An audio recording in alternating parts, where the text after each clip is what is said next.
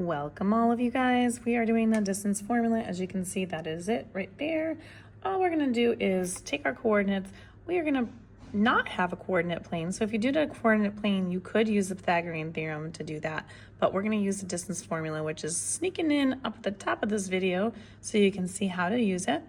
Now when you're getting the x2 and the x1 and the y2 and y1, really what that means is just taking a look at the set of coordinates. We know x is always your first coordinate, followed by your y.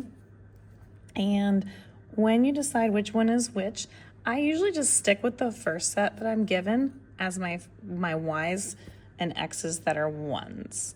So I'm just gonna put a little 1 next to those, and then I'm gonna label these my second set, which is the 2's.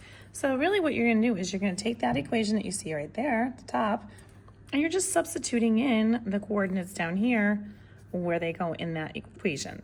So we're gonna have the square root of all of this, and we're gonna plug in x2. So I said x2 is 7 in this problem. If you switch this around, you should still get the same answer. Now I'm gonna subtract x1. x1 is 15. This is gonna get squared, then we're gonna add what happens with the difference between the y's. So we have y2, this is gonna be -3. It's minus always, and then this is gonna be a -8. So when we substitute this in, make sure that you substitute in exactly how it's written. Don't just drop that negative because you see the minus sign here. And then you've got that. So now when you have this problem, this is how you would properly write this in and substitute.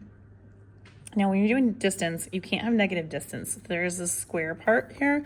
That's what's gonna help you with getting that positive value. This is always gonna end up with positive values between these two things.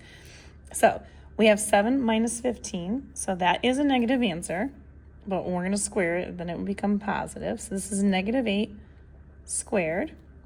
And then we're gonna do plus -3 minus a -8 is going to actually make that a +8 because minus a negative is plus, and that's going to end up giving me 5. So this is going to be 5 squared. And then we're going to take the square root at the end of all of that. So the -8 squared is -8 times -8, which then turns into a positive 64. And then 5 times 5 is going to be 25. We'll square root the answer there. And adding those two together, you get 89.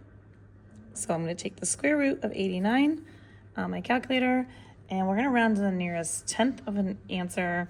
And so when I do that, I'm going to get an approximation of 9.4, and this is going to be in units. And if you want more questions like these, find them on my YouTube, Instagram, and TikTok at E1 Algebra. All these are going to be located in the Pythagorean theorem portion of my playlist. Don't forget to like, share, follow me for more, and let me know if this was helping you with your work.